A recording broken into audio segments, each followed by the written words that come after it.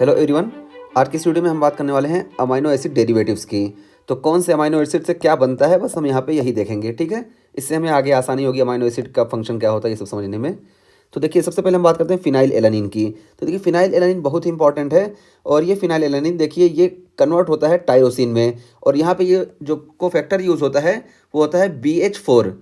और यहाँ पे जो इंजाइम यूज़ होता है उसको हम बोलते हैं फिनाइल एलानिन हाइड्रोक्सिलेज। तो फिनाइल एलानिन हाइड्रोक्सिलेज BH4 की प्रेजेंस में टायरोसिन में कन्वर्ट होता है। और ये BH4 क्या है? टेट्राहाइड्रोबायोप्टेरिन। ठीक है, तो ये BH4 हो गया। अब ये टायरोसिन देखिए, टायरोसिन यहाँ थायरोक्सिन में भी कन्वर्ट हो जाएगा। और देखिए यहाँ पे फिर BH4 के ही प्रेजेंस में ये डोपामीन में कन्वर्ट हो सकता है। और फिर डोपामीन से देखिए इसके दो फेथ हैं, या तो ये मिलेनिन में कन्वर्ट हो जाएगा, या तो BH6 जिसको हम PLP बोलते हैं इसके प्रेजेंस में डोपामीन में कन्वर्ट हो जाएगा। और फिर ये डोपामीन देखिए, ये विटामिन सी की प्रेजेंस में यानी विटामिन सी को फैक्टर का काम करेगा और इसको कन्वर्ट कर देगा नॉरएपिनेफ्रिन में। और फिर नॉरएपिनेफ्रिन के बाद देखिए ये कन्वर्ट हो जाएगा एपिनेफ्रिन में। ठीक है, फिर इसके बाद हम बात करते हैं ट्रिप्टोफैन की। तो देखिए यहाँ पे ट्रिप्टोफैन में देखिए विटामिन B2 और B6 दोनों को फैक्टर का काम करेंगे, तो ये कन्वर्ट होगा नियासिन में। और फिर देखिए नियासिन से ये NAD+ और NADP+ में कन्वर्ट हो जाएगा। ठीक है, ये हो गया। और अगर को फैक्टर BH4 और B6 जिसको हम PLP बोलते हैं ये अगर वर्क कर रहे हैं तो ये ट्रिप्टोफैन सीरोटोनिन में कन्वर्ट हो जाएगा और ये सीरोटोनिन मेलाटोनिन में कन्वर्ट हो जाएगा। ठीक है, और हिस्टडीन की हम बात करें तो देखिए ये भी B6 की प्रेजेंस में यानी PLP की प्रेजेंस में हिस्टामिन में कन्वर्ट होता है।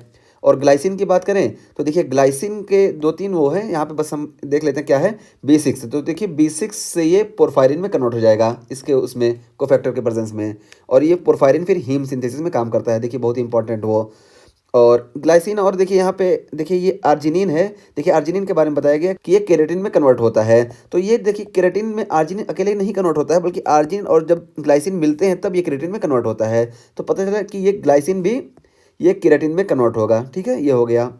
और ग्लाइसिन का एक और काम क्या है कि यहाँ पे ये ग्लाइसिन पायरुवेट में भी कन्वर्ट हो सकता है, क्योंकि कभी कभी ये ग्लाइकोजेनिक अमाइनो एसिड का काम करता है। ठीक है, बहरहाल हमको सिर्फ यहाँ पे देखना कि हिम सिंथेसिस यहाँ पे मेजर काम इसका है और केराटिन में भी ये रोल कर देता है। और ग्लूटामेट की बात करें, अगर B6 के प्रेजेंस में होगा तो देखिए ग्लूटामेट गाबा में कन्वर्ट हो जाएगा। पिछली वीडियो में हमने बात किया है इसके बारे में। और ये ग्लूटामेट ग्लूटाथियोन में भी कन्वर्ट हो सकता है। ठीक है, और आर्जिनिन की बात करें तो देखिए आर्जिनिन केराटिन में कन्वर्ट होगा और ये यूरिया साइकिल में भी यूरिया में बन जाता है आर्जिनिन। और उसके बाद देखिए BH4 में आर्जिनिन नाइट्रिक ऑक्साइड में कन्वर्ट हो जाता है। तो ये इसके फेथ हैं। और ये BH4 का यहाँ फुल फॉर्म बताया गया है टेट्राहाइड्रोबायोप्टेरिन। ठीक है, ये हो गया। तो हमने आज देख लिया कि अमाइनो एसिड कौन कौन सी होती हैं और उसमें से जो मेजर अमाइनो एसिड्स हैं उनसे क्या उनका डेरिवेटिव है वो हम देख लिए।